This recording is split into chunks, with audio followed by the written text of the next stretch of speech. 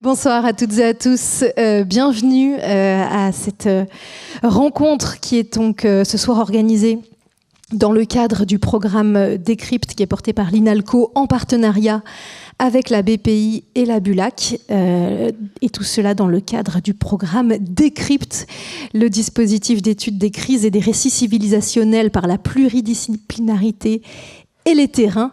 Et la rencontre de ce soir est donc la deuxième d'un cycle intitulé Mondes en crise, civilisation en récit. Je crois que la première rencontre est disponible en ligne et celle-ci est aussi filmée et pourra être retrouvée ensuite en ligne.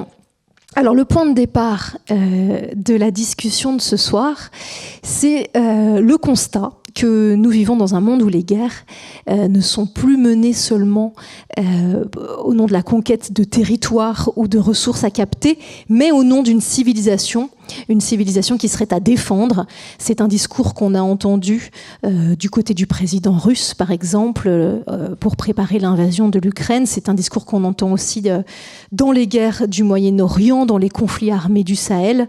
Et encore récemment, le président Donald Trump qui menaçait de détruire la civilisation iranienne. Je pense que c'est une phrase qui ne vous a peut-être pas échappé. Et cette référence à la civilisation, évidemment, elle n'a rien d'anodin, elle est même très préoccupante, parce qu'à partir du moment où l'adversaire n'est plus un ennemi politique, mais une menace existentielle, et bien évidemment, on peut imaginer que cela autorise à toutes les violences. On va en parler plus précisément avec les intervenants. Pour terminer cette introduction, juste préciser que cette grille de lecture ou cette instrumentalisation des conflits est très souvent par les acteurs eux-mêmes. Évidemment, elle n'est pas nouvelle. Elle a été popularisée par un ouvrage qui a paru il y a 30 ans, le fameux Choc des civilisations de Samuel Huntington. Je voudrais tout de suite préciser en introduction que ce n'est pas l'idée dans cette table ronde de discuter la théorie de Huntington, tout simplement parce que ses biais et ses faiblesses ont déjà été maintes fois analysés et mis à jour. Ce qu'on va faire aujourd'hui, c'est plutôt comprendre comment ces récits se construisent, comment ils sont appropriés par les dirigeants politiques, comment ils mobilisent l'histoire et les identités culturelles et religieuses des peuples à des fins géopolitiques, comment ils servent à désigner l'ennemi et à justifier le recours à la violence, qui sont les relais de ces discours. Et nous nous demanderons aussi en conclusion comment ne pas se laisser enfermer dans les récits civilisationnels, aussi bien sur les plans intellectuels que diplomatiques. Et donc, nos 4 intervenants ce soir pour discuter de ce sujet. Sanjay Subramaniam, bonsoir. Bonsoir. Vous êtes historien, professeur à l'Université de Californie de Los Angeles. À vos côtés, Muriel Domenach, bonsoir. Vous êtes haute fonctionnaire, ambassadrice de France auprès de l'OTAN de 2019 à 2024. Et vous êtes actuellement co-créatrice de la plateforme Au Contact citoyenne. À vos côtés, Gilles de Ronsoro, bonsoir. Vous êtes professeur de sciences politiques à l'Université Paris 1 Panthéon-Sorbonne, spécialiste des conflits contemporains. Et Yulia Podoroga, bonsoir. Et bienvenue également. Vous êtes philosophe, maîtresse de conférences à l'INALCO et collaboratrice scientifique au département de russe de l'Université de Genève. Et on va commencer. Alors, j'ai juste une question avant de commencer. Est-ce qu'au niveau du son, ça va ? D'accord. Parce que j'ai l'impression que ça fait des pops, mais voilà. Okay. Alors peut-être avant d'arriver au conflit armé, l'idée ce serait de commencer à comprendre comment se construit, puisque ce sont des constructions, comment se construit l'idée que non seulement un peuple appartiendrait à une civilisation, mais surtout que cette civilisation serait menacée. Et dans le cas de la Russie, c'est intéressant de voir et de comprendre que ces discours sur la civilisation menacée, c'est un narratif qui s'est construit assez progressivement sur plusieurs années et qu'il correspond plus ou moins, vous allez nous le dire, à l'arrivée de Vladimir Poutine au pouvoir au début des années 2010. Merci pour la présentation, merci aussi pour cette invitation. Je suis ravie d'être là et évidemment de pouvoir parler de ce sujet qui est un sujet complexe, rien que parce que, comme vous avez dit, la construction de l'idée de civilisation, c'est quelque chose qui ne vient pas tout de suite dans les discours des dirigeants russes, c'est quelque chose qui va se progressivement installer, mais de manière, je dirais même, insidieuse. C'est-à-dire, c'est pas quelque chose qui va être jalonné. Donc le discours, on va pas trouver tout de suite des grandes étapes ou des grands jalons de l'installation de ce discours, mais on va plutôt suivre, peut-être on va se rendre compte d'un seul coup qui, tiens, on parle des civilisations de plus en plus, et qu'on va évidemment associer ça avec la crise en Ukraine de manière beaucoup plus décisive peut-être que ce qui se passait avant en Russie. Donc pour commencer, je dirais que l'idée de civilisation est connotée bien sûr de manière nationaliste, c'est-à-dire au début, quand Poutine arrive au pouvoir, quand il reprend le flambeau de Yeltsin, il n'y a pas encore cette idée de se distinguer des autres, de l'Occident, ce qu'on appelle maintenant l'Occident collectif, l'Occident décadent, etc. Donc il n'y a pas du tout de connotation négative à l'Occident, et la Russie est quand même conçue comme un pays démocratique. Elle se présente aussi comme un pays démocratique, partageant les mêmes valeurs, parce qu'on va beaucoup parler des valeurs, parce que je pense que c'est le noyau de ce discours. En fait, qu'est-ce que ça veut dire cette civilisation? Elle est construite autour des valeurs. Et donc l'idée des valeurs, c'est des valeurs universelles au début. Donc Poutine arrive au pouvoir, il fait des discours, il tient des discours juste avant son élection, et il proclame, il dit effectivement on parle de cette idée nationale russe, qu'il y a une idée, c'est très bien, on peut parler de tout, mais finalement la Russie partage les valeurs démocratiques, les droits de l'homme, et elle veut s'inscrire dans la communauté européenne, plus largement mondiale, mais de manière, voilà, comme un partenaire. Sauf que ça commence à se crisper et progressivement, en fait, au fur et à mesure, on ne peut pas expliquer ça, et moi je ne vais pas me lancer non plus dans des explications et puis, très théoriques, parce que je pense que finalement c'est une sorte de concours de circonstances aussi, c'est que Poutine, avec l'essor économique que connaît la Russie au début des années 2000, et aussi avec en fait la coopération autour du terrorisme de la menace terroriste mondiale, après les attentats aux États-Unis, la Russie se sent à la fois plus ou moins satisfaite de la place qu'elle occupe dans le monde, en tant que partenaire des États-Unis, justement, mais en même temps, elle pense qu'elle mérite mieux. Et elle commence, enfin, le dirigeant, Poutine, le pouvoir, commence à penser ça au fur et à mesure qu'il considère que l'économie va mieux. Et en fait, c'est avec cette mise en place d'une économie puissante, que Poutine considère comme puissante et pouvant en faire rivaliser avec les autres puissances, comme les États-Unis, comme la Chine plus tard, il considère que voilà, la place, en fait, il n'y a pas de relation d'égal à égal. Et en fait, un peu le point un peu tournant, ou le discours tournant, c'est le discours de Munich en 2007. Donc le discours qui a été prononcé à Munich lors d'une conférence sur la sécurité mondiale. Et là, effectivement, on connaît Poutine, on le connaît déjà, hein, c'est-à-dire on connaît déjà la guerre de Tchétchénie, on connaît déjà son style, mais là, il se révèle encore plus agressif, de manière inattendue. En fait, personne vraiment s'attend à qu'il soit aussi agressif d'un seul coup. Et là, il commence à affirmer justement, à parler de la manière dont la Russie doit être perçue dans le monde. Et en fait, la Russie ne fait pas partie de l'Occident. Elle en fait partie, mais en même temps, elle s'en écarte. Et c'est là qu'il introduit aussi une autre expression qui va de plus en plus être utilisée dans les discours officiels, c'est les valeurs qui sont peut-être des valeurs pas tout de suite traditionnelles, comme on connaît déjà, mais des valeurs propres à la Russie. Des valeurs propres à la Russie qui ne sont pas peut-être partagées par les valeurs, par le libéralisme, disons, occidental. Et donc c'est à ce moment-là qu'il commence aussi à insister sur cette bifurcation de la Russie, et surtout de montrer que la Russie se distingue de l'Occident par ses racines et par son histoire. Et donc, il faut aussi adjoindre à ce discours l'idée de l'histoire millénaire, de l'histoire qui a été mal interprétée par l'Occident, le fait que la Deuxième Guerre mondiale devient vraiment un noyau central de cette histoire russe. Donc le fait qu'on lit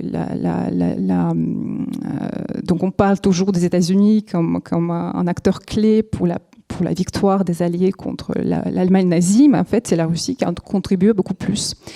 Et donc il va tordre ce discours encore plus pour montrer qu'en fait c'est mal interprété par l'Occident. Donc en fait ce discours de 2007 va être comme un point de départ et un peu une sonnette d'alarme, si vous voulez, donc quelque chose qui va après être revu rétrospectivement comme le début de ces hostilités ouvertes par la Russie elle-même. Évidemment, avec toutes sortes de discussions qui concernent l'expansion de l'OTAN vers l'Est que Poutine ne va jamais accepter.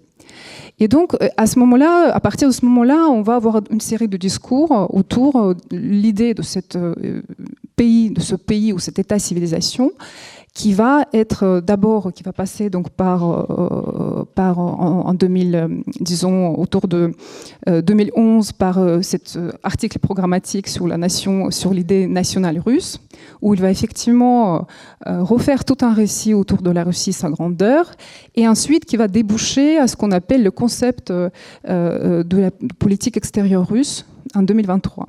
Et donc ce concept de la politique extérieure russe emploie le mot civilisation comme un maître mot, donc un terme qui pourrait, en fait, à chaque fois quand on parle de civilisation, ça veut dire qu'on est en confrontation avec tous ceux qui sont peut-être des pays qui sont des civilisations à part entière, mais qui sont des civilisations un peu de moins de bonne qualité. Donc, c'est-à-dire des civilisations qui sont moins... Donc, et c'est pour ça aussi les porte-parole de Poutine ou des idéologues qui l'entourent ont parlé aussi que la Russie, c'est pas seulement une civilisation parmi d'autres, comme l'Iran ou la Chine, mais c'est une civilisation des civilisations. Donc, ce qui doit... Donc, par son universalisme de ses valeurs, qui est en fait pas seulement les valeurs russes, mais c'est aussi les valeurs éternelles de toute l'humanité, qui doit pouvoir en fait sauver le monde. Oui, je vous regarde, j'avais une question à ce stade avant de vous laisser poursuivre. C'est qu'au moment où Vladimir Poutine commence à employer ce terme de civilisation et à le nourrir avec l'histoire, avec aussi la religion orthodoxe, est-ce que sa définition de la civilisation à ce moment-là correspond au territoire de la Russie ou bien est-ce qu'il s'étend au-delà ? C'est effectivement une bonne question, parce que quand on parle de la civilisation, il y a plusieurs termes qui interviennent. Par exemple, la Russie historique ou la Grande Russie. Et donc, ce sont des termes qui se chevauchent, c'est-à-dire que ça peut désigner exactement le même espace géographique. Et donc, il parle à la fois en fait, il se considère héritier à la fois de l'Empire russe et des territoires récupérés par la Russie, donc la République soviétique russe, donc dans ses frontières. Donc évidemment, on garde tous ces territoires, et donc la guerre en Tchétchénie et même au Tatarstan, en fait, avec le Tatarstan, était pour pouvoir garder ces territoires, mais aussi, en fait, comme on voit maintenant avec l'Ukraine, ils considèrent que c'est des territoires qui peuvent englober effectivement ce qu'on appelle l'étranger proche, en fait, tous ces pays qui peuvent être importants pour la Russie, justement pour défendre sa civilisation. Et donc, évidemment, mais il n'y a pas de, disons, c'est jamais dit ouvertement, géographiquement. Donc c'est un terme assez flou qui peut être utilisé tantôt pour menacer et pour montrer que la Russie, donc c'est une puissance, tantôt pour dire que pour menacer aussi d'autres pays qui sont des pays limitrophes. Donc pour pouvoir dire qu'en fait on est en expansion justement parce que si on utilise Huntington, il y a l'orthodoxie en Ukraine par exemple, les langues russes qui parlent par des minorités dans d'autres pays, et donc on a envie de mettre la main en fait sur ces civilisations, sur ces pays, parce que ça fait partie historiquement de la Russie. D'où le fameux discours sur l'unité des Russes, des Ukrainiens, des peuples ukrainiens russes. Et oui, c'est là qu'on voit le lien avec l'Ukraine et même On pense à 2022, mais aussi avec la guerre qui a commencé dans le Donbass dès 2014, la mobilisation notamment d'un discours autour de peuples qui parleraient le russe et qui donc appartiendraient à l'ère civilisationnelle russe. Est-ce qu'on peut dire que ça participe de cette dynamique que vous venez d'expliquer? Oui, tout à fait. Oui. Gilles de Ronsoro, puisque...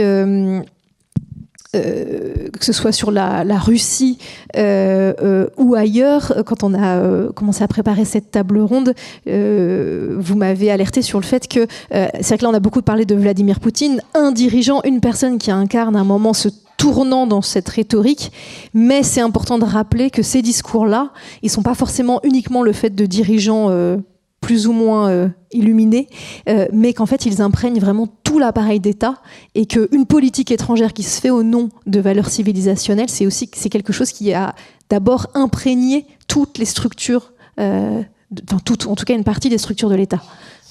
Oui, et d'ailleurs, quand je vous écoutais parler de la Russie, j'avais l'impression qu'en fait, vous développiez quasiment un modèle théorique général.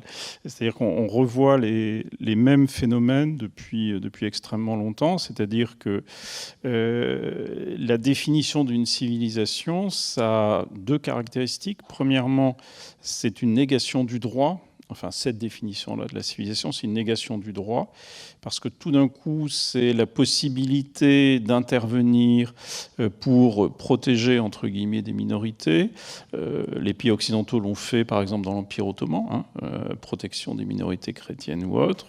Quelle que soit la situation réelle, en tout cas, c'est se donner le droit d'intervenir sur une base de solidarité religieuse, ethnique ou autre. Et ça, on le voit quand la Turquie intervient, par exemple, en Syrie du Nord.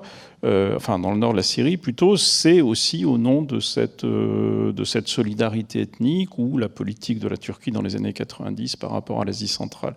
Donc il y a cet élément-là, je trouve, qui est important, c'est que c'est une négation des frontières au sens de 1945, intangibilité des frontières, etc. Donc il y a cet élément-là qui me semble important. Il y a un deuxième élément qui est qu'on a une articulation entre l'interne et l'externe qui est extrêmement forte. C'est-à-dire que ce discours sur la civilisation, qui peut être un discours sur l'effondrement civilisationnel, c'est plutôt ce dont on parle aujourd'hui, mais qui peut être aussi sur l'idée d'expansion de la civilisation. Et les deux sont souvent assez ambigus. La période coloniale occidentale a été marquée par une extension, une négation du droit des peuples au nom de la supériorité civilisationnelle. Et donc, c'est pas très différent des discours réactifs qu'on voit plutôt, typiquement en Allemagne, dans les années 30 ou dans d'autres situations du même type, où là, on va réactiver le discours civilisationnel comme menace intérieure. Et là, l'articulation interne-externe, c'est important parce que l'ennemi intérieur, donc, c'est un ennemi radical, vraiment au sens de Carl Schmitt, et ça se projette sur l'intérieur, sur l'extérieur. C'est-à-dire que l'ennemi intérieur n'est aussi que le reflet d'une menace extérieure. D'où l'idée de menace existentielle, et d'où l'idée que finalement, il n'y a plus de règles du jeu, il n'y a plus de limites. Ce qui est important dans ces conflits dits civilisationnels, en tout cas dans cette rhétorique, c'est que ça fait aussi tomber l'idée qu'on peut avoir une relation d'ennemis qui soit une relation réglée par le droit, par exemple. Et ce qu'on a vu, là, dans le cas de l'Ukraine, c'est assez clair, mais dans beaucoup de conflits du même type aussi.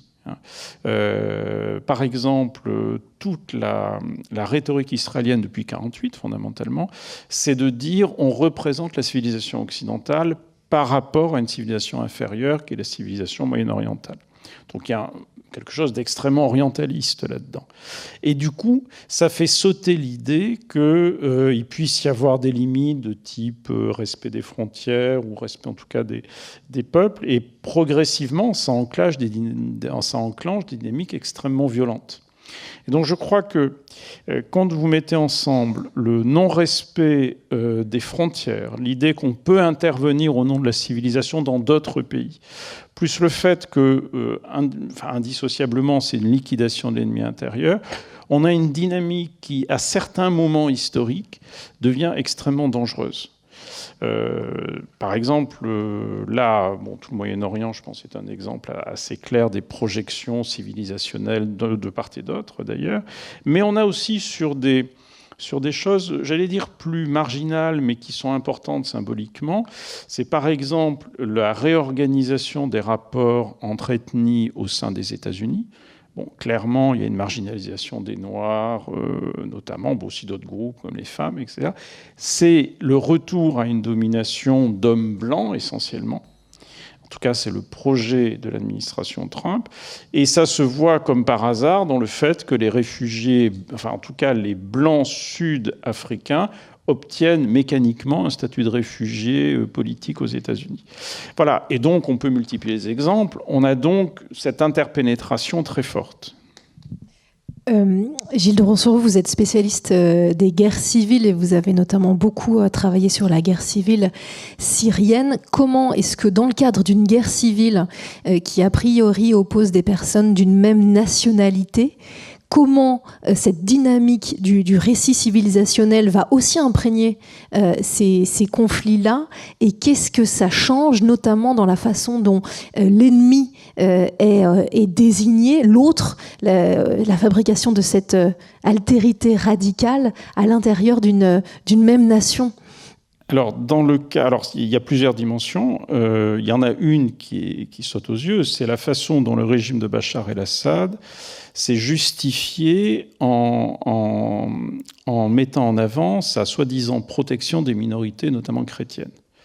Et là, on voit qu'il y a un écho, notamment en France, auprès d'un certain public, une certaine partie de l'Église catholique, en tout cas d'associations catholiques, mais aussi une partie de l'extrême droite, qui a repris ce discours de protection des minorités, qui est un discours civilisationnel qui justifie une politique française, qu'elle soit bonne ou mauvaise, au Liban, en Syrie, etc.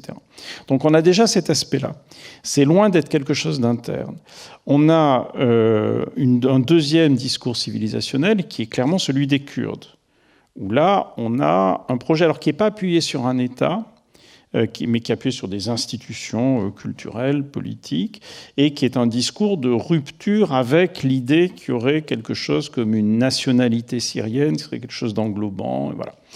Et on a effectivement un troisième discours civilisationnel, c'est la défense de l'islam, qui là est à la fois extrêmement réactif et extrêmement brutal, je pense surtout à l'État islamique, en réaffirmant une domination des sunnites et un projet d'extermination des chiites ou des alaouites. Donc oui, tout ce conflit a été, en tout cas à partir de 2014-2015, a été traversé par ce type de rhétorique civilisationnelle. Et si on reste sur le cas de la Syrie, ça veut dire, si on vous suit, que le défi aujourd'hui pour reconstruire une Syrie en tant que nation dans les frontières qui sont les frontières historiques de la Syrie, ça veut dire que le défi pour le gouvernement actuel, c'est de casser ou de contrer 10 années de récits qui se sont basés sur l'identité, que ce soit la défense des minorités alaouites ou chrétiennes par le régime Assad, que ce soit l'identité kurde. C'est pas pour mettre sur le même plan ces acteurs-là, mais il faut casser ces 10 années-là d'un récit où l'identité, elle se fait d'abord par une minorité et moins par une nationalité. Oui, alors la stratégie, qui est une stratégie contrainte, parce que le gouvernement actuel syrien a très peu de moyens, mais la stratégie de Chara, donc le président syrien, ça a été de casser les autonomies ou les tentatives d'autonomie. Ça s'est fait souvent avec des pertes civiles importantes, notamment chez les Alaouites. Il y a eu une tentative de coup d'État des Alaouites qui soutenait l'ancien régime, qui a été réprimé de façon extrêmement brutale, avec probablement autour de 2000 morts civiles. Vous avez une deuxième... Alors, on ne peut pas vraiment dire une autonomisation, mais en tout cas avec le soutien israélien du côté des Druzes, donc proche de la frontière, vous avez eu ce qui pourrait essentiellement être une tentative d'autonomie au nom d'une culture, mais là plutôt d'une religion. Mais avec les Kurdes, en tout cas, ça s'est géré par une série d'opérations militaires assez limitées et des accords qui se sont faits. Donc, la stratégie de Chara, c'est de la répression, des accords, mais son problème essentiel, enfin un de ses problèmes, c'est qu'il y a eu une poussée militaire israélienne. Aujourd'hui, les Israéliens sont à quelques dizaines de kilomètres de la capitale. Donc ça déséquilibre tout le jeu interne parce qu'il y a toujours une menace d'intervention israélienne. Donc le jeu est très complexe, mais ce qu'on peut dire en tout cas, c'est que la majorité sunnite maintenant sera au pouvoir dans un avenir prévisible. Il n'y a plus de possibilité pour une minorité alaouite ou autre d'être centrale dans le jeu politique syrien. Voilà. Donc ce sera l'organisation d'une représentation des minorités dans un régime autoritaire. Voilà, c'est comme ça que ça se pose. Je précise juste que quand j'ai employé le terme cassé, je parlais pas forcément de dynamique militaire ou de répression, mais de discours, c'est-à-dire construire l'idée d'une Syrie pour tous les Syriens et pas une Syrie en fonction des appartenances. C'est juste pour préciser l'intention de ma question. Sanjay Subrahmanyam, on va peut-être quitter les terrains des conflits actuels pour remonter un petit peu dans l'histoire. Vous avez montré dans vos travaux sur les nations et les empires que cette idée qu'une entité politique serait légitimée par une civilisation, c'est une idée qui vient de loin. C'est un héritage qui nous est légué de l'époque des empires et donc qu'elle ne date pas de Samuel Huntington que je rappelais en introduction. Oui, à mon avis, en fait, il faut peut-être commencer à souligner un aspect. C'est-à-dire, je pense que c'est extrêmement difficile d'avoir un accord sur ce que les gens veulent dire quand on dit civilisation. Et si on remonte même au début du XXe siècle, et si on prend les deux grands théoriciens de l'idée de civilisation, eux, ils ne sont pas d'accord entre eux. Par exemple, il y a d'un côté Arnold Toynbee, qui, pour lui, dans toute l'histoire, il y avait peut-être 21 civilisations, peut-être 22, parfois il disait 28, donc il n'était même pas d'accord avec lui-même. Donc, et puis il y avait Oswald Spengler, qui disait que dans toute l'histoire, il y avait 8 civilisations et qui avait une espèce de vision organiciste. On commence avec une race, d'une race on passe à une culture, et d'une culture on passe à une civilisation. C'est comme ça que ça marche. Donc vous voyez que entre Toynbee et Spengler, il y a énormément de différences dans la conception de ce qui est une civilisation. Alors, je reviens à notre discussion d'aujourd'hui. Je pense que pour nous, aujourd'hui, quand on utilise ce mot civilisation, l'aspect clé, c'est en fait justement ce qui a été mentionné, c'est-à-dire on pense souvent civilisation, ça a quelque chose à voir avec les valeurs. Quand on pense État-nation, parfois ça a à voir avec des valeurs, mais souvent ça a à voir avec autre chose, comme par exemple territoire, langue, mais pas forcément valeur. Mais quand on parle civilisation, on souligne toujours cet aspect valeur. Et le problème, c'est que quand on pense valeur, souvent, on peut facilement glisser de l'idée de valeur à l'idée de religion. Ce n'est pas exactement la même chose, mais il y a un glissement possible. Donc, par exemple, on peut dire valeur judéo-chrétienne, valeur dans le genre islamique, etc. Et donc, si on remonte encore à la génération plus ou moins de Toynbee et de Spengler, celui qui a probablement théorisé ça de la façon la plus convaincante, c'était Max Weber, dans la sociologie comparée, où chaque unité qu'il analysait était en effet une entité plus ou moins religieuse. Mais il y avait quelques exceptions, n'est-ce pas? Parce qu'il y a beaucoup d'endroits où on peut dire religion égale civilisation, mais il y a 2 endroits où ça pose problème, l'Inde et la Chine, pour des raisons différentes. Dans le cas de la Chine, parce que si on réfléchit, le problème c'est que le confucianisme n'est pas vraiment une religion stricto sensu. On peut dire que c'est un système de valeurs, mais ce n'est pas une religion. Et puis, il y a le problème de l'hindouisme, qui n'est pas une religion, pas parce que ça ne peut pas être un jour une religion, mais c'est parce que ce n'est pas encore une religion. C'est un autre problème. Donc, voilà, quand on a ces discours qui sont présentés dans des endroits différents, le problème de base, c'est que souvent, c'est une espèce de dialogue de sourds. On est en train d'utiliser ce mot civilisation d'une façon souvent incompatible d'un endroit à l'autre. Mais en gros, on peut dire, quand on dit civilisation, on est en train de parler de quelque chose qui est plus grand qu'un État-nation, qui n'est pas défini nécessairement par un territoire, par un espace ou un peuple, une ethnie.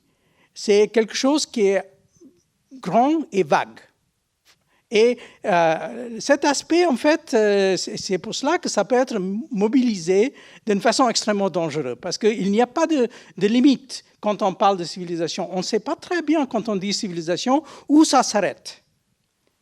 Par exemple, quand on est chinois, on dit, voilà, il y a le monde de la civilisation chinoise. C'est quoi les limites de ce monde de la civilisation chinoise? On peut, par exemple, penser, à la limite, comme les Coréens au Moyen-Âge ou les Vietnamiens ont été formés d'une certaine façon dans les valeurs confuciennes, leur bureaucratie. Comme même les Japonais ont beaucoup appris à l'époque de la dynastie Tang des Chinois. Donc, est-ce que, par exemple, la civilisation chinoise, ça brasse tout ça?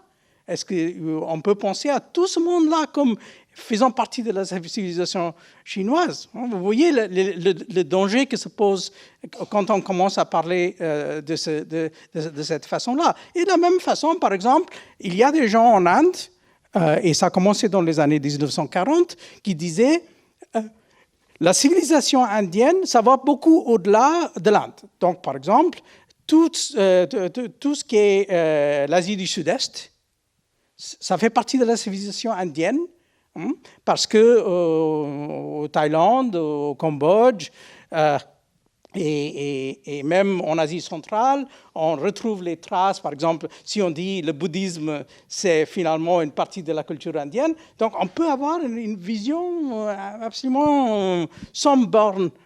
Et c'est le genre de discours que quand on commence à mettre ça en œuvre comme projet politique, on voit pourquoi c'est extrêmement dangereux. Et pour faire le lien avec la conflictualité, voire les guerres, justement, pour rester sur l'Asie, on observe que ce soit en Chine ou en Inde, certains dirigeants n'hésitent pas à faire référence soit au passé impérial, soit à l'idée de civilisation. En quoi est-ce que ces références-là les servent dans un rapport de force politique, par exemple pour des visées de conquête territoriale ou sur des conflits frontaliers? Voilà, en quoi la référence à ce passé et à l'idée de civilisation est considérée comme un poids, comme un argument, comme quelque chose qui va donner de la force à ces revendications? Bon, en fin de compte, par exemple, actuellement, c'est pas comme si les Thaïlandais ou les Vietnamiens ont très peur des Indiens. C'est pas comme s'ils voient arriver les Indiens avec leurs armées à leurs frontières. C'est pas le cas. Mais il y a d'autres situations.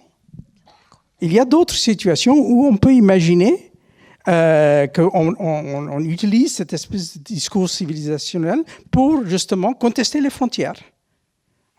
Et pour dire, voilà, soit parce que dans un passé lointain, on a influencé, on vous a civilisé, vous comprenez? Donc, vous étiez des barbares, et nous sommes venus pour apporter la civilisation chez vous.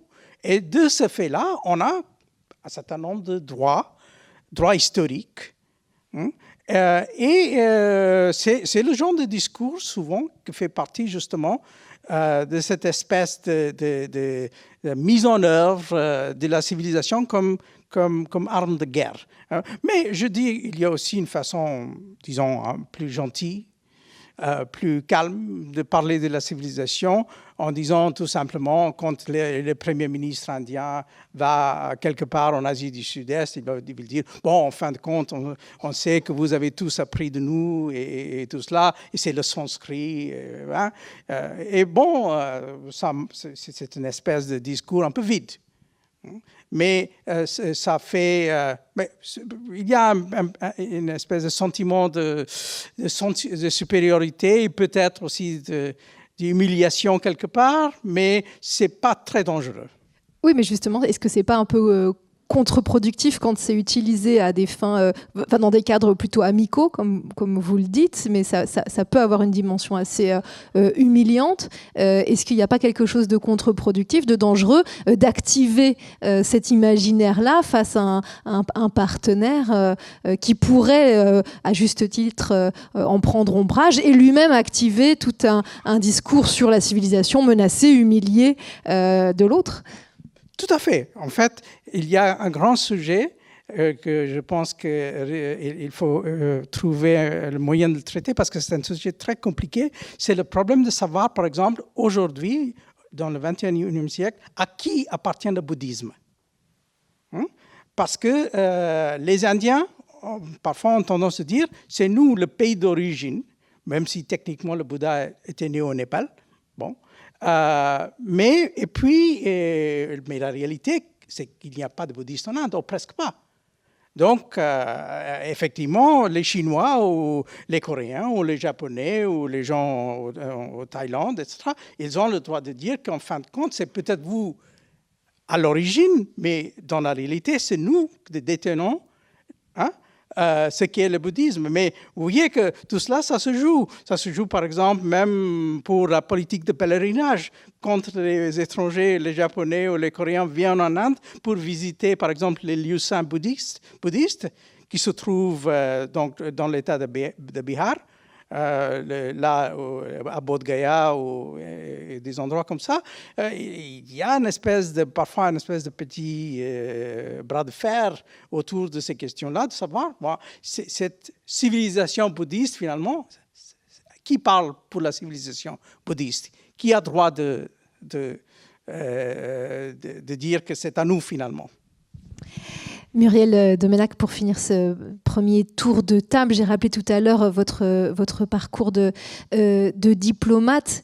Moi, j'ai très envie de vous demander comment, quand on discute avec des interlocuteurs, a fortiori ceux dont on a déjà parlé, les interlocuteurs russes, bien sûr, par exemple, mais peut-être aussi chinois, indiens, comment est-ce que vous avez observé la montée en puissance progressivement de cette idée de civilisation chez vos interlocuteurs et comment, à la fois peut-être d'une manière très sincère, mais aussi comment cette notion, vous l'avez vue, instrumentalisée au cours de ces dernières années?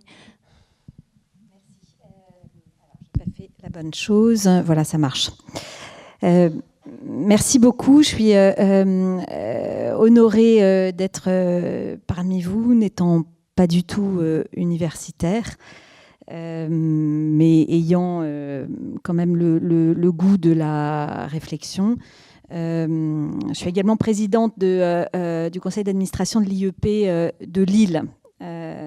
Et dans mes activités citoyennes auprès des jeunes lycéens, je m'efforce d'expliquer comme praticienne de la diplomatie la manière dont la notion de civilisation a été progressivement arsenalisée par nos compétiteurs, par la Russie, Yulia l'a expliqué, mais également aujourd'hui la manière dont elle est arsenalisée par nos alliés américains et les convergences entre eux, ce discours civilisationnel russe, ce discours civilisationnel de la sphère MAGA, et les tentatives de triangulation, évidemment, à la fois à la table du Conseil de l'Union européenne, mais aussi au sein de nos sociétés.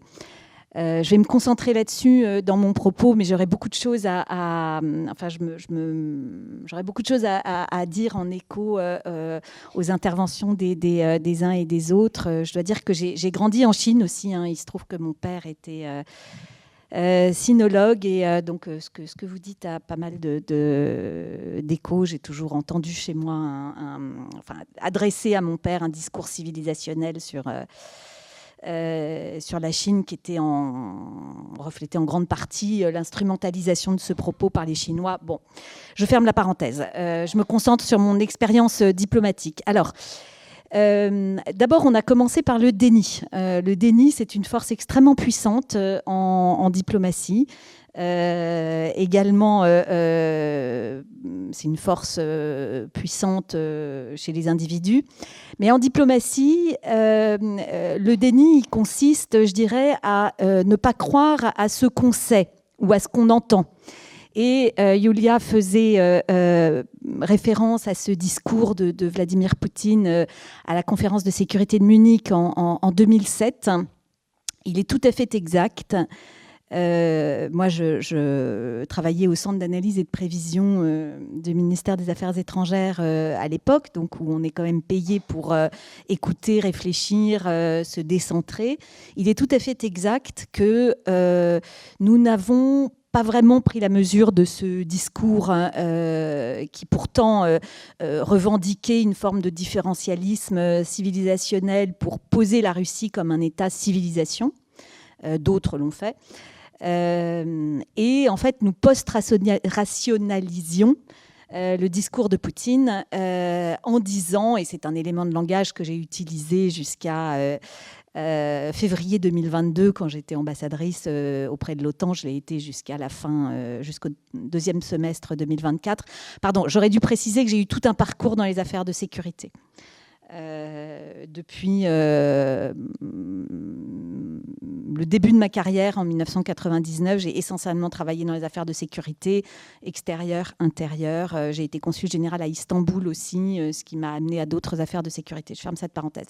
Donc nous post-rationalisions ce discours de Poutine, qui était évidemment ancré, Yulia l'a dit, dans la revendication que la Russie était le défenseur des valeurs traditionnelles, que l'Occident libéral était en décadence morale, que le conflit géopolitique était culturel et spirituel, que la souveraineté nationale primerait sur l'universalisme libéral, que nous connaissions un déclin des valeurs de la famille traditionnelle, de la religion, et que nous étions pervertis par un wokisme LGBT et la domination de valeurs féminines sur la légitimité de l'ordre entre les sexes, mais également par l'intrusion dans nos sociétés de personnes issues d'autres civilisations qui pervertissaient la nôtre, etc. Bon. Quel était l'élément de langage que vous alliez nous dire, que vous utilisiez à cette époque ? Alors nous, on disait, oui, il dit ça, mais ça, en fait, il s'adresse à sa propre base. Poutine n'a pas intérêt à. Donc on faisait cette espèce de post-rationalisation. Et alors voilà, Tipa, que à la même conférence de sécurité de Munich, nous avons entendu l'an dernier, et d'ailleurs encore cette année, un discours civilisationnel de la part de nos alliés américains qui était finalement extrêmement convergent sur ces différents points.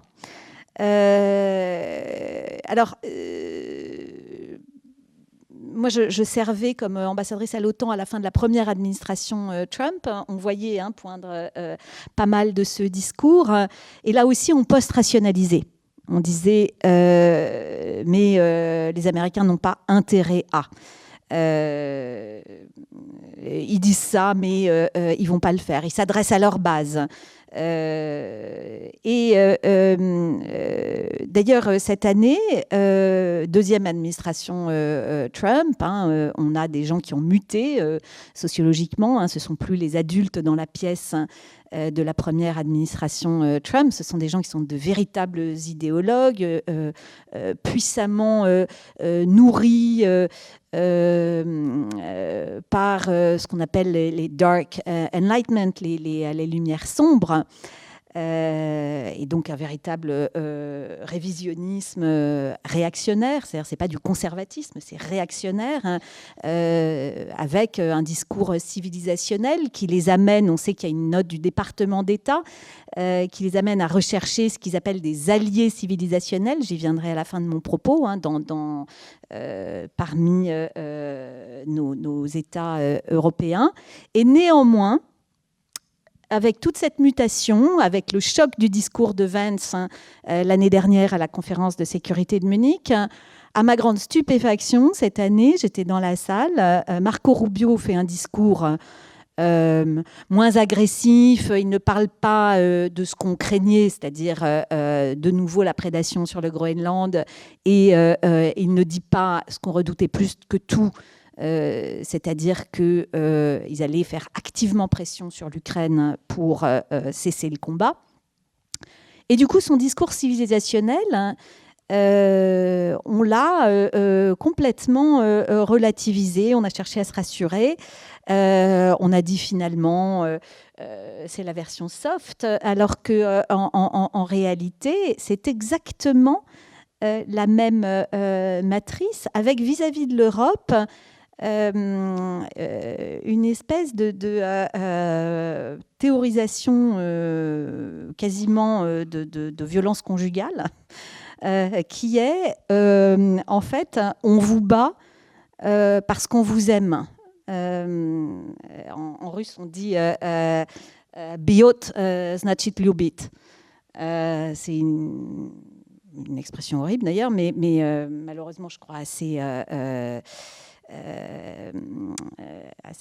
répandu. Et alors, dans l'argumentaire, mais même qu'on s'infligeait à nous-mêmes sur le discours de Rubio, il y avait oui, mais alors en fait, finalement, ils disent ça parce qu'ils finalement ils aiment l'Europe quand même. Donc, finalement, quand ils disent Make Europe Great Again, finalement, c'est qu'ils reconnaissent une forme de convergence civilisationnelle entre nous. Et alors, évidemment, le truc, c'est la convergence entre ce discours civilisationnel russe adossé aux valeurs traditionnelles, ce discours MAGA américain qui nous dit mais nous vous les Européens en fait on voudrait que vous redeveniez vous-même, c'est-à-dire blanc avec des hiérarchies naturelles, etc.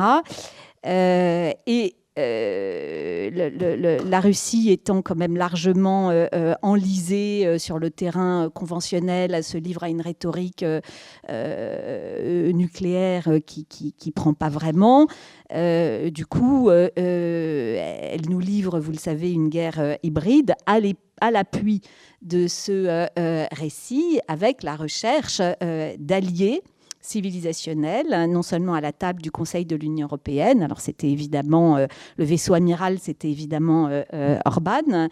Orban a été battu. Il y a peu de chances pour que la Slovaquie soit capable d'incarner cette résistance. J'étais en Bulgarie il n'y a pas longtemps. Tout le discours russe qui a concouru à la victoire de Radiev aux élections, il est articulé autour de cette thématique civilisationnelle. Mais il va falloir trouver des alliés chez les entre guillemets, grands États membres pour se donner la force de frappe que recherche la Russie pour en fait dévitaliser le moteur européen. Donc la cible, ce sont nos sociétés. Et évidemment, la clé de cette triangulation, c'est la capacité à faire passer dans les secteurs, je dirais, très conservateurs de la société française, ce discours en réalité réactionnaire. Et on voit bien le rôle de la propagandiste Ksenia Fedorova qui tient exactement ce discours sur CNews, c'est-à-dire finalement les Russes ils sont attachés aux valeurs civilisationnelles. Trump en fait il veut défendre enfin pareil, toute cette idée. Alors il y a évidemment tout un masculinisme là-dedans, hein, c'est-à-dire l'idée que finalement une puissance ça ne s'empêche pas, de la même manière qu'un homme ça ne doit pas s'empêcher. Hein, je paraphrase Camus.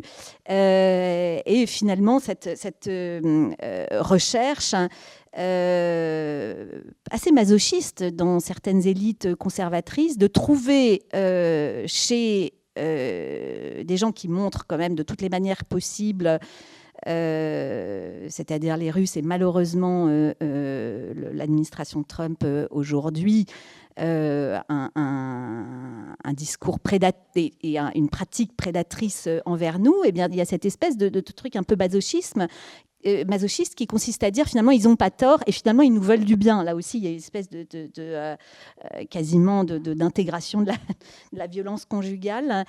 Et donc, cette convergence, elle a besoin de cette triangulation au sein de nos sociétés. Elle a besoin aussi de semer la confusion. Alors là, c'est dans d'autres secteurs de l'opinion, d'alimenter la défiance, de revendiquer le double standard pour relativiser, double standard réel d'ailleurs, avec d'autres terrains. Évidemment, je pense à Gaza, au Moyen-Orient, mais finalement pour relativiser la menace russe, mais là aussi à l'appui d'un discours civilisationnel qui consiste à dire finalement tout ça c'est la faute de l'Occident.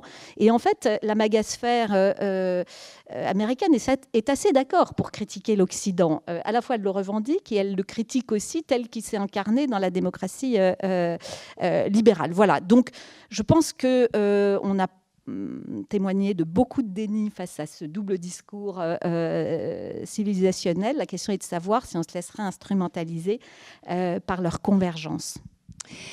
Il y a un mot que vous avez prononcé les uns et les autres qui est le terme de barbarie ou des barbares et qui est souvent un terme qui affleure dès qu'on évoque l'idée de civilisation puisque par définition ce qui n'est pas dans la civilisation est dans la zone barbare. Et je voulais vous demander aux uns et aux autres comment vous voyez ce corollaire se construire aussi, parfois peut-être en creux, parfois de manière insidieuse dans le cas russe. Yulia Podoroga, comment est-ce que vous observez la façon dont se désigne, se construit l'ennemi à la fois intérieur, extérieur et quel usage est fait de ce renvoi à la barbarie dans les discours?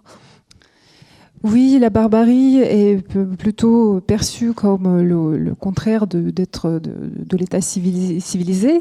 Donc, effectivement, on emploie ce terme, mais je pense que ça fait moins partie du discours officiel, c'est-à-dire que c'est moins employé en couple avec la civilisation. C'est plus un mot qui est d'ailleurs une insulte presque dans les discours de Poutine qui deviennent de plus en plus agressifs justement au début de la guerre, avec le début de la guerre de l'invasion de l'Ukraine. Et donc évidemment il emploie ce terme pour désigner les actions hostiles des autres pays envers la Russie. Donc la barbarie, ce ne sont pas des peuples barbares ou disons inférieurs pour une raison ou pour une autre, qui évidemment peuvent peupler par exemple le territoire russe, ou ceux qui sont pas suffisamment développés. C'est plutôt les peuples qui ont perdu en fait leur charpente civilisationnelle, dans le sens qu'ils ont oublié de comment il faut être civilisé. L'Occident décadent. Exactement. Et donc l'Occident qui a perdu ça, du coup, ce que fait Poutine, c'est aussi assez intéressant, c'est-à-dire qu'il prend l'Occident, le terme d'Occident, en deux sens. C'est-à-dire pour lui, il y a l'Occident le bon, et donc il en parle comme des valeurs occidentales, les valeurs universelles, qui est exactement le cas quand vous avez dit par rapport à l'Inde et le bouddhisme. C'est-à-dire, peut-être l'Occident a généré les valeurs, alors que bon, c'est aussi contestable parce que la Russie a aussi une autre revendication par rapport à Byzance, etc., donc orthodoxie. Mais quand même, les valeurs maintenant qu'on trouve pas chez les Occidentaux, donc la famille forte, le patriotisme, la collectivité d'ailleurs, la manière d'être soudé, donc pour défendre encore une fois ce qu'on est. Donc tout ce qu'on a perdu en Occident, c'est quelque chose qu'il revendique pour la Russie en disant que donc la barbarie, c'est en fait tout ce qui manque, ce que manque l'Occident, c'est donc le manque de civilisation, le manque de ce qui l'a fondé. Donc quelque part, être complètement défiguré, dénaturé, c'est être barbare. Et donc évidemment, l'incarnation de ça est une illustration peut-être la plus ces derniers temps avec la guerre en Ukraine. Donc la barbarie, c'est aussi de penser, vouloir faire cette culture d'annulation, enfin cancel culture de la culture russe, parce qu'elle est considérée comme russe alors qu'elle est universelle. C'est-à-dire qu'il dit ces barbares se privent en fait eux-mêmes de ce qu'ils ont de plus précieux. Ce qui manque pas d'ironie quand on sait les interdictions sous le coup desquelles sont la plupart des artistes russes en Russie. Gilles de Roncero. Oui, alors il y a peut-être une façon de voir cette question de la barbarie de l'autre. C'est toutes les erreurs que ça fait commettre. C'est-à-dire que les États-Unis sont dans leur 4e guerre massive depuis 1991 au Moyen-Orient. Et à chaque fois, ils peuvent gagner militairement, mais ils perdent, fondamentalement. Politiquement, ils perdent. Et ce qui est intéressant, c'est qu'une des causes qui me paraît de plus en plus essentielle de ces échecs, c'est précisément le fait de ne pas considérer que l'autre fonctionne sur une rationalité, une complexité qui serait de même niveau que, dans ce cas-là, les Américains. Et ce qu'on voit dans la guerre de 91, ce qu'on voit dans la guerre de 2003, l'Afghanistan, la guerre actuelle, c'est toujours la projection que ces peuples sont décadents au sens où ils ne comprennent que la force. Ça, c'est quelque chose qui a été véritablement bien montré dans tous les écrits américains. Alors, c'est la littérature grise, c'est rarement quelque chose de dit officiellement. Mais il y a cette idée qu'ils ne comprennent que la violence, que donc des formes de violence, même individuelles, comme la torture, etc., sont légitimes, sont acceptables, sont... bon, voilà. Il y a cet aspect-là. Pardon, quand Trump écrit « Une civilisation va mourir ce soir », ça rentre dans cette projection-là de l'idée que, en face, si je monte au maximum la menace, c'est ce langage qui peut être compris. Oui, mais ça n'est pas que Trump. Ça, c'est quelque chose qu'on trouve dans les raisonnements stratégiques américains. On fait monter la pression, le coût est tel que les gens rationnellement vont abandonner. Ce qui nie le fait qu'ils aient une agentivité, ce qui nie le fait qu'ils aient des stratégies alternatives. Ils ne sont pas toujours perdantes, parce que le raisonnement a été tenu par rapport aux talibans. Bon, on voit qui a gagné. Par rapport à l'Iran, alors... La guerre n'est pas finie, mais les Iraniens n'ont pas vraiment perdu. C'est vrai, ça s'est révélé en Irak aussi, ça a été pour le moins compliqué. Donc en fait, on a ce schéma extrêmement brutal de la supériorité, rationalité américaine, qui se heurte à chaque fois à une complexité du réel.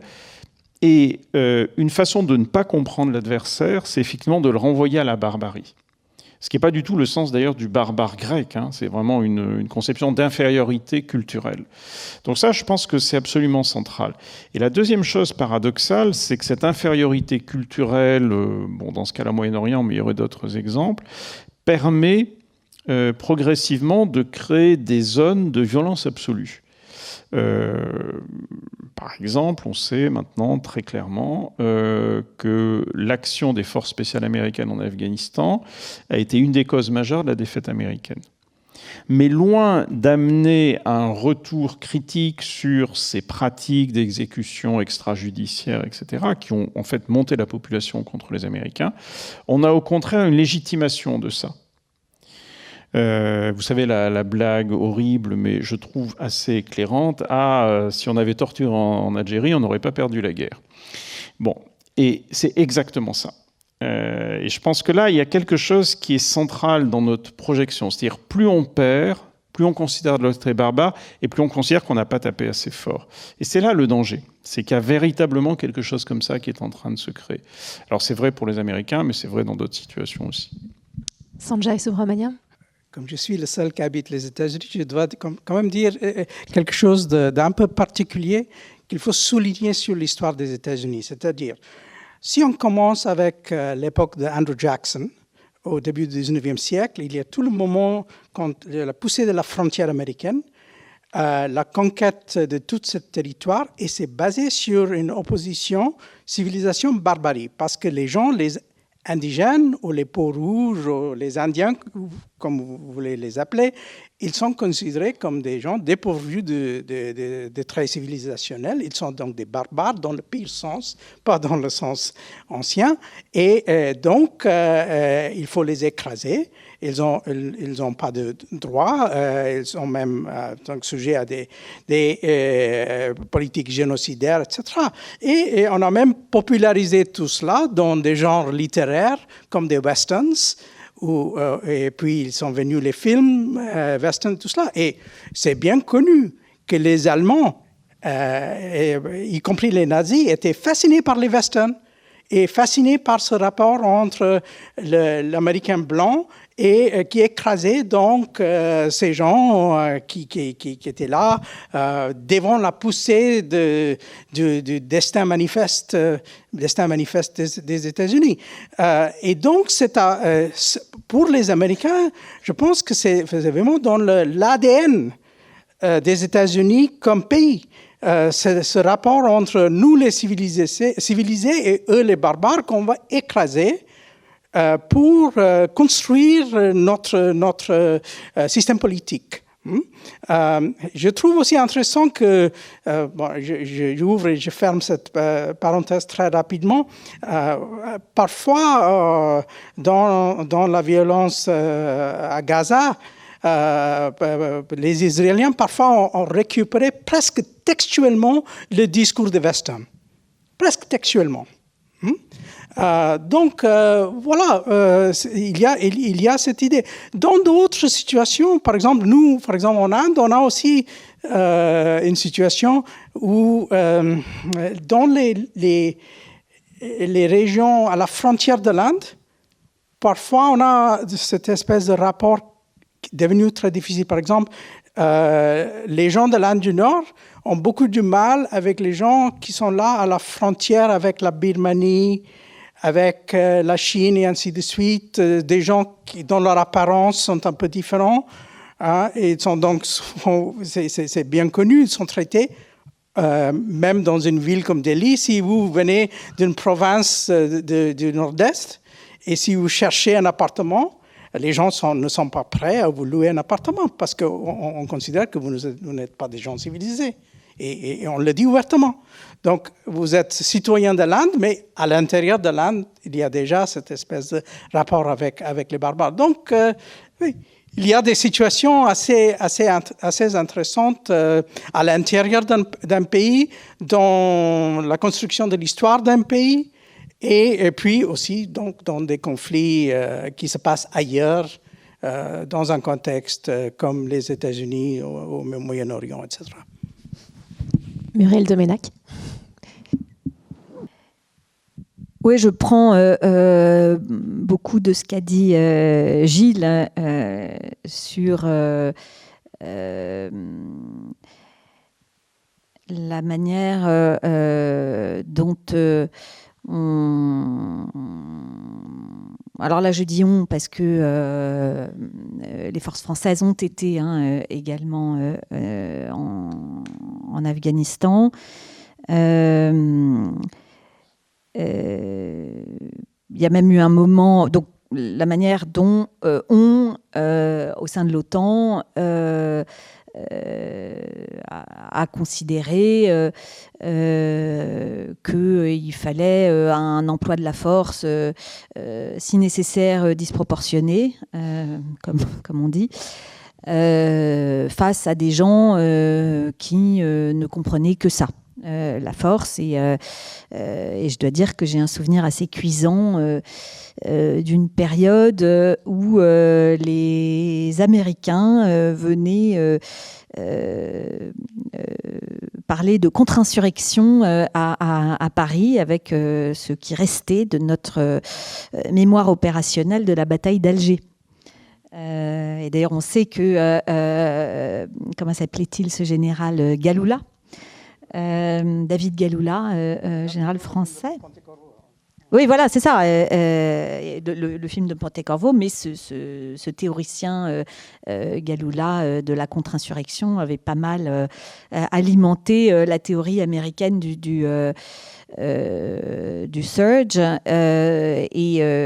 Voilà, a posteriori, j'espère qu'on saura faire le retour, le rétex, comme disent les militaires, de cet épisode. Je n'étais pas au courant de ces travaux aux États-Unis qui établissent un lien entre les pratiques des forces spéciales américaines et l'impact sur l'alimentation finalement de l'insurrection afghane. Mais j'en vois très bien le soubassement civilisationnel. C'est en partie mes propres enquêtes, pour être clair, mais en même temps, c'est maintenant, il y a eu quand même pas mal de choses qui sont sorties.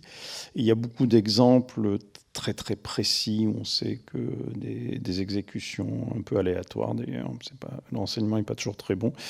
En fait, si on va au fond du problème, c'est que les Américains sont arrivés en Afghanistan en pensant que les Afghans étaient des sociétés western, des Indiens. Et d'ailleurs, un certain nombre de postes avancés des Américains portent des noms de chefs indiens, Geronimo, etc. Bon. Et pour eux, les Indiens, les Afghans, ne connaissent pas le droit. C'est des sociétés sans droit, c'est des sociétés de pure force. Donc typiquement, ce qu'ont fait les Américains, c'est faire des alliances de hasard avec des groupes locaux contre d'autres groupes locaux, c'est-à-dire en fait sortir de ce qui est traditionnellement en Afghanistan le rôle de l'État, c'est-à-dire, c'est pas très surprenant, une forme de neutralité et de régulation des conflits. Et en précipitant la violence, en accélérant la violence, évidemment, ils ont laissé la place aux talibans pour eux réguler les conflits, ce qui est un mécanisme évident pour perdre la guerre. Et ça, les premiers papiers là-dessus, les miens et quelques autres, c'est 2003-2004, où on va clairement à la catastrophe. Pour conclure cette discussion, j'avais envie de vous demander à chacun et à chacune si ces discours sont réversibles et comment est-ce qu'on fait, est-ce qu'on peut ne pas se laisser enfermer dans le récit civilisationnel, alors que ce soit d'un point de vue diplomatique et opérationnel, que ce soit aussi d'un point de vue intellectuel sur les savoirs. Et peut-être Gilles de Roncero, pour commencer avec vous, je me souviens en préparant cette thématique que vous avez souligné à quel point les conflits ont très souvent des racines et des bases extrêmement matérialistes, à savoir souvent l'inégale répartition des ressources, et que peut-être pour sortir du récit civilisationnel, c'est avoir cet effort-là de rappeler que quand il y a un conflit, très souvent, il y a une base sociale et économique et qu'il ne faut pas oublier ce déterminant-là des conflits. Alors, ce que je dirais, c'est une proposition un peu paradoxale, mais je pense centrale. Si vous voulez éviter ces projections sur le civilisationnel, il faut travailler à l'intérieur. Et depuis les années 80, il y a un chiffre central, c'est la répartition des profits entre le capital et le travail. Donc je pense que si vous voulez diminuer le taux de conflictualité et le recours au discours civilisationnel, travaillez sur l'équilibre capital-travail. Je veux dire, le niveau de concentration du capital aujourd'hui est délirant. C'est-à-dire que ça n'a jamais été vu historiquement. C'est beaucoup plus fort que ce que c'était en 1913. Et ce niveau de concentration, ça va avec un certain nombre de discours de sortie de la démocratie, qui sont des choses extrêmement connues, rodées, les étapes sont claires, c'est ce qu'on voit aux États-Unis. Et je ne suis pas sûr d'ailleurs que l'élection d'un président démocrate va changer quelque chose. Et tant qu'on n'a pas régulé un minimum le niveau d'accumulation économique, je pense qu'on va aller vers ce type de discours et ce type de conflit. Yulia Podoroga, est-ce que ça passe aussi par en tant que population, puisque c'est toujours au nom du peuple que ces termes-là sont invoqués, est-ce que ça passe aussi par l'idée de refuser pour soi-même et pour les autres cette instrumentalisation culturaliste, y compris quand c'est pour contrer une agression? Et je pense notamment au fait que l'Ukraine a été tentée de faire valoir qu'elle appartenait à la civilisation européenne pour contrer les velléités russes, mais du coup on alimente encore l'idée de civilisation distincte, opposée, etc. Donc est-ce que ça passe aussi par c'est peut-être un vœu pieux, mais par un refus de se faire instrumentaliser? par un refus qui vient de la communauté occidentale ou par un refus? C'est une question un peu large sur voilà, comment contrer ces récits-là et comment ça passe aussi par, en tant qu'individu par rapport à un pouvoir. Alors je pense que quand on parle de civilisation, ça reste quand même un concept qui vise l'Occident, enfin, qui vise les autres, qui est opérant sur le plan géopolitique beaucoup plus que dans la Russie elle-même, parce que le Russe se moque un peu de cette idéologie, parce que l'idéologie qui est présente évidemment partout, mais en même temps ils la prennent toujours avec une sorte de distance, parce que pour eux, la civilisation, c'est un peu ridicule de parler de civilisation. Parce que la civilisation, je pense, même en russe, ça a quelque chose, évidemment, qui ne peut pas être instrumentalisé, qui peut correspondre à une réalité peut-être russe, mais cette réalité a été déjà pervertie par le pouvoir. Donc, c'est-à-dire, on ne va pas employer ce terme, on va déjà éviter, sinon, ou de dire pourquoi, en fait, est-ce que... Donc, c'est le terme qui correspond plus à rien, et comme il est employé par le pouvoir, donc c'est forcément dans une optique de confrontation avec les autres, et pour montrer qu'on n'est pas seulement un État, mais on est plus qu'un État. Donc on dépasse effectivement les frontières d'un État, de l'État-nation, pour englober autre chose qui devient encore flou, parce que comme ça a été dit tout à l'heure, effectivement il n'y a pas de définition même chez le pouvoir, dans les échelons du pouvoir russe, il y a des différents types d'approfondissement, disons, différents types d'approfondissement de cette notion qui peuvent dépendre de l'ordre du jour, de ce qui se passe dans le monde, etc. Donc peuvent être employés de plus en plus. Donc de la part de la population russe, ça paraît même assez ridicule d'en parler parce que en ce moment économiquement ça va pas très bien et les Russes vivent dans une espèce d'attente de l'écroulement de ce régime.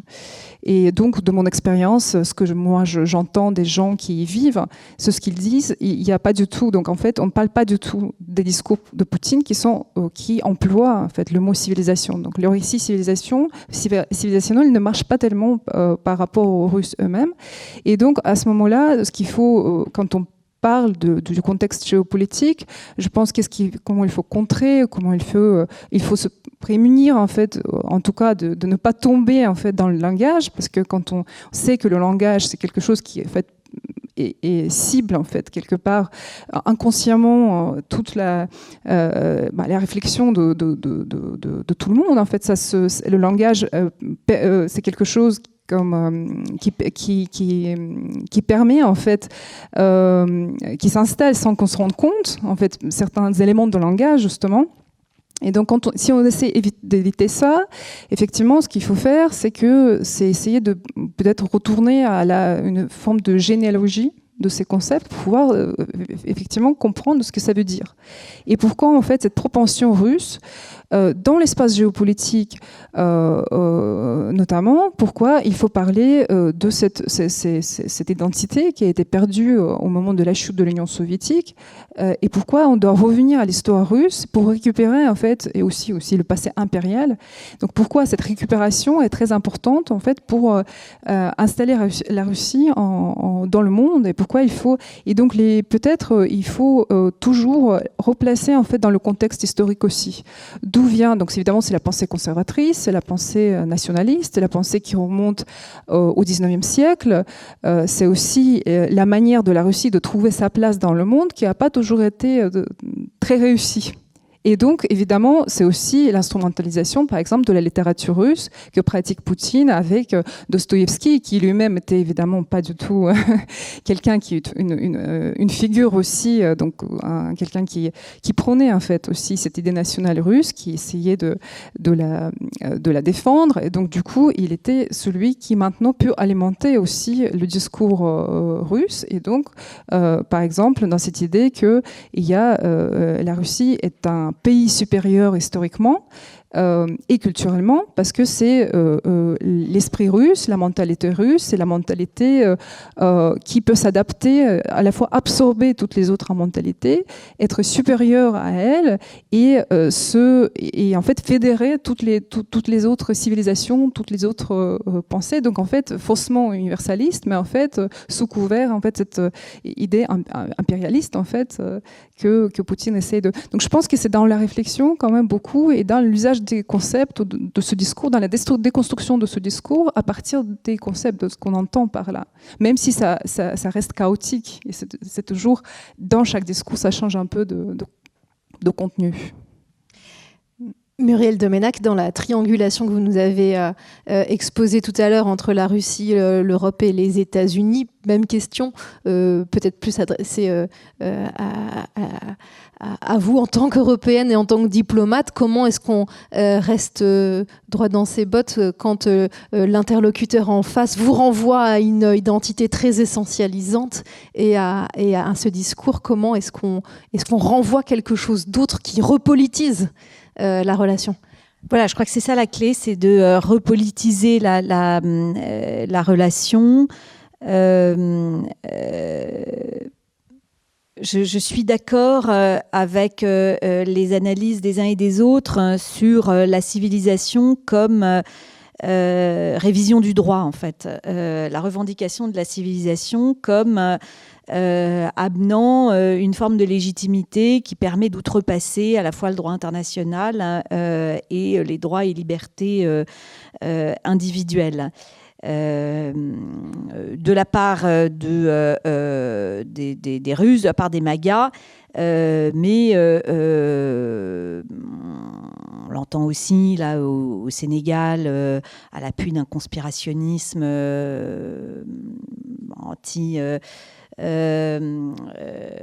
homosexuel. Moi, je l'ai entendu beaucoup en Turquie, aussi, cette revendication de la civilisation turque, effectivement, du monde turc, un turc dünyası, comme légitimant un irrédentisme, une répression envers les Kurdes, etc., etc. Bon. Donc, remettre du droit et comprendre aussi que, en fait, si notre politique étrangère défend le multilatéralisme, c'est pas seulement par une forme d'idéalisme un peu bisounours. C'est notre intérêt, en fait, de réguler les rapports de force par le droit. Donc, voilà, je pense qu'il faut vraiment repolitiser au sens où on comprend ce que sont les rapports de force, mais on comprend aussi notre intérêt à mettre du droit et donc à le protéger, partout d'ailleurs, plutôt que d'entrer dans cette lecture civilisationnelle. Et sur le plan intellectuel, je veux croire que les Lumières, dont tous sont les héritiers, on doit les défendre parce qu'il y a cette plasticité dans cette pensée des Lumières, que le Dark Enlightenment des technofascistes, malheureusement nord-américains, vient contrarier, mais qu'il y a dans l'héritage des Lumières la plasticité d'une pensée qui a mis au cœur de sa démarche ses propres limites et sa propre critique. Voilà, donc je dirais de ne pas reculer ni sur le droit, ni sur les Lumières. Sanjay Subrahmanyam, pour conclure sur cette partie, puis sur l'échange, est-ce que contrer les récits civilisationnels, ça passe aussi par la diffusion des savoirs qui permettent de déconstruire les imaginaires? Oui, bien sûr, mais je pense qu'il est aussi intéressant de voir que dans chaque pays, dans chaque système politique, où il y a des projets concurrents, il y a des gens qui sont plus ou moins enclins à utiliser un discours civilisationnel. Par exemple, si vous pouvez imaginer un jour que le président des États-Unis sera Bernie Sanders ou Alexandria Ocasio-Cortez, vous n'auriez pas en face de vous quelqu'un qui va mobiliser un discours civilisationnel, franchement. Si on était en Inde, ça dépend du parti politique. Il y a des partis politiques qui sont plus aptes à mobiliser ces discours et vous connaissez ça beaucoup mieux que moi, mais j'ose dire que c'est la même chose en France. Des partis qui sont plus aptes à parler, ou même des intellectuels qui font porte-parole de certaines positions politiques, qui sont beaucoup plus dans le genre oui, l'effondrement de la civilisation occidentale, et voilà. Je n'ai pas besoin de mentionner les noms. Donc, et finalement, c'est un peu comme ça aussi que les choses vont se passer. C'est-à-dire, il y aurait des moments probablement quand on est en train de passer dans une situation où il y a pas mal de pouvoir dans les mains des gens qui sont aptes à utiliser ce genre de discours. Bien sûr, là où il n'y a pas de système démocratique comme en Chine, ça risque d'être stable. Mais dans d'autres situations où il y a des élections, où il y a possibilité de changement, il y a aussi possibilité qu'à un moment ou à un autre, on va se retrouver avec des gens qui n'ont pas tellement envie d'insister sur ce type de discours. Et il faut le dire que franchement, vous avez dit qu'on n'avait pas envie de parler de Huntington, mais il faut savoir qui a consommé le livre de Huntington. Ce n'était pas dans les universités, c'était les hommes politiques qui ont voulu consommer ce genre de discours. Et donc, nous, dans les universités ou dans les milieux académiques, en fait, on peut continuer à insister sur notre point de vue sur ces questions-là, mais finalement, je pense que les résultats, ça va venir du champ politique. Bien, merci. Merci beaucoup à tous les quatre pour cette discussion.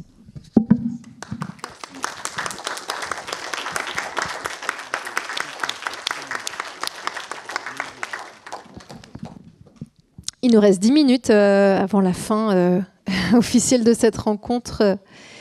Alors, on m'avait dit que peut-être on pouvait faire circuler un micro pour... voilà, mais on ne dépassera pas les 10 minutes, par contre, parce que aussi avec la chaleur et tout ça, je pense que on ne va pas jouer trop les prolongations, mais voilà, on va respecter le temps imparti, et donc il reste effectivement 10 minutes. Bonjour, je vais vous remercier pour tout ce qui a été partagé. Il y a une citation qui m'a peut-être touché, que je l'ai il y a 2 ans. Et c'était les humains vont faire la guerre entre eux jusqu'à ce qu'il reste une personne dans cette terre. Et après, regarder droite et à gauche, c'est vrai, il y a ce peuple qu'ils ont uni. Une fois leurs ennemis communs il n'est plus là, il y aura la guerre entre eux. Et je me demande, est-ce que c'est vrai, enfin, c'est presque une citation dans une histoire pas réelle, mais dans notre monde réel, est-ce que c'est vraiment ça, que l'humain ou l'homme, il va faire la guerre avec son cousin ou son voisin, et s'il est fini, il va chercher un autre, et s'il finit, il va chercher un autre, jusqu'à ce que c'est comme un cercle infinitif. Je ne sais pas, la personne la plus à l'aise pour répondre à cette question. Elle vient d'où, la citation, pardon ? C'était un manga japonais. D'accord. Mais c'était une personne qui a... Donc, si j'ai bien compris, l'idée qu'il y a un déterminisme de la guerre.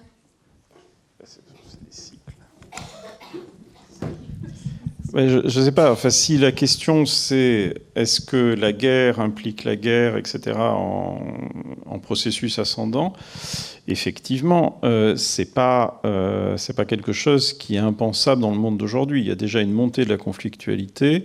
Si on fait sauter le tabou, l'inviolabilité des frontières, et si on multiplie les discours civilisationnels, logiquement, on va avoir plus de conflits.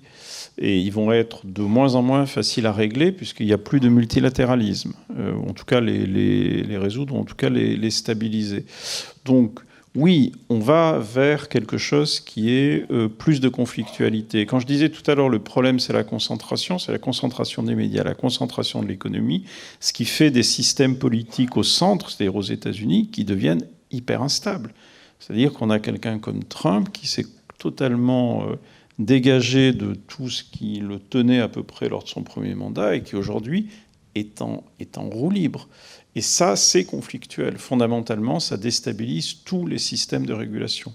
Donc oui, on va vers plus de conflits qui seront plus violents et plus difficiles à régler. Est-ce qu'il y a peut-être une autre question ? J'aurais une question par rapport à... Vous avez cité l'exemple de la Syrie, où il y a un certain discours civilisationnel qui s'est développé à l'intérieur, parmi les acteurs intérieurs. Mais est-ce que, par exemple, dans le cadre d'interventions extérieures, mais même que ce soit intervention militaire, ou même de soutien, ou même de discours diplomatique, est-ce que parmi ces acteurs extérieurs, il y aurait eu le développement aussi ou l'adhérence à certains discours civilisationnels vis-à-vis de la Syrie ou pas ? Alors très rapidement, pour ne pas monopoliser la parole, il y a au moins un discours civilisationnel très clair sur la Syrie, celui de la Turquie, où la Turquie voit la Syrie comme ancienne partie de l'Empire ottoman, bon, ce qu'a été un peu la politique française en Afrique, enfin mutatis mutandis, mais un peu la politique française en Afrique pendant plusieurs décennies.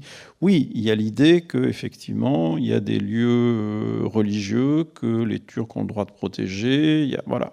Donc oui, ça, il y a absolument un discours civilisationnel dans ce sens-là, qui est très clair et qui ne date pas de l'AKP, d'ailleurs, qui date... des années avant, sur l'idée d'un monde turc, le turc de Niasse dont tu parlais, etc. Ça, c'était à direction d'Asie centrale, mais là, ça fait un flop.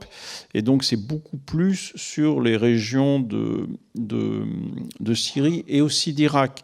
Et paradoxalement, en collaboration avec les Turcs en Irak. Bon, mais enfin, c'est un dossier plus compliqué. Je vais m'arrêter là. Il y avait monsieur aussi là. Oui, on a parlé de discours civilisationnels utilisés par les Européens, comme la France au Liban, par exemple, au XIXe siècle. Est-ce qu'aujourd'hui, indépendamment des partis politiques qui ne sont pas au pouvoir, mais est-ce que le gouvernement français, récemment, a encore un discours civilisationnel ? Quelle est la limite avec, par exemple, le droit d'ingérence ou des opérations de sauvetage de population qui ont pu avoir lieu par le passé ? Muriel Deménac, peut-être.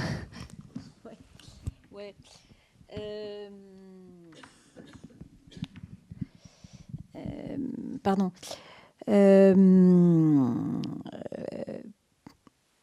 Ça fait bien longtemps que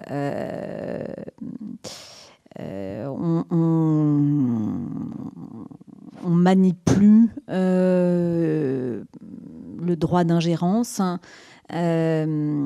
comme, disons, ce qu'on a négocié ensemble sur la scène internationale étant la responsabilité de protéger. Mais donc construite de façon collective au sein des Nations Unies, sur la base d'un mandat, etc. Et donc, on est d'une part très loin de cette construction juridique qui,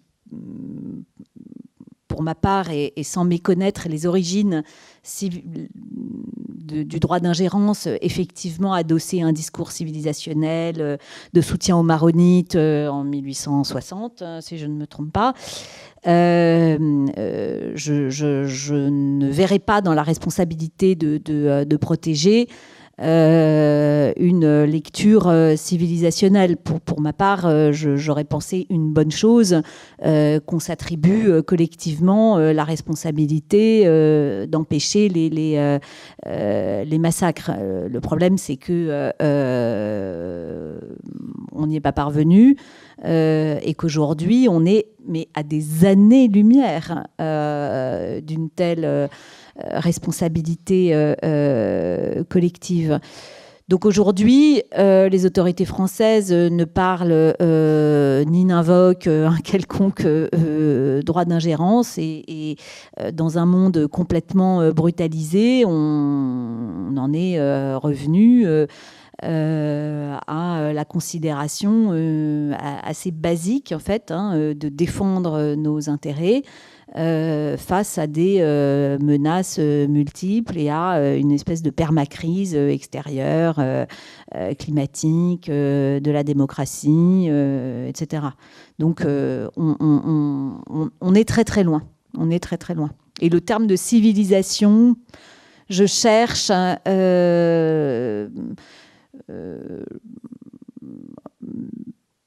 s'il est présent dans le discours de nos autorités, en tout cas pas en politique étrangère, honnêtement. Non, mais je parle de nos autorités en matière de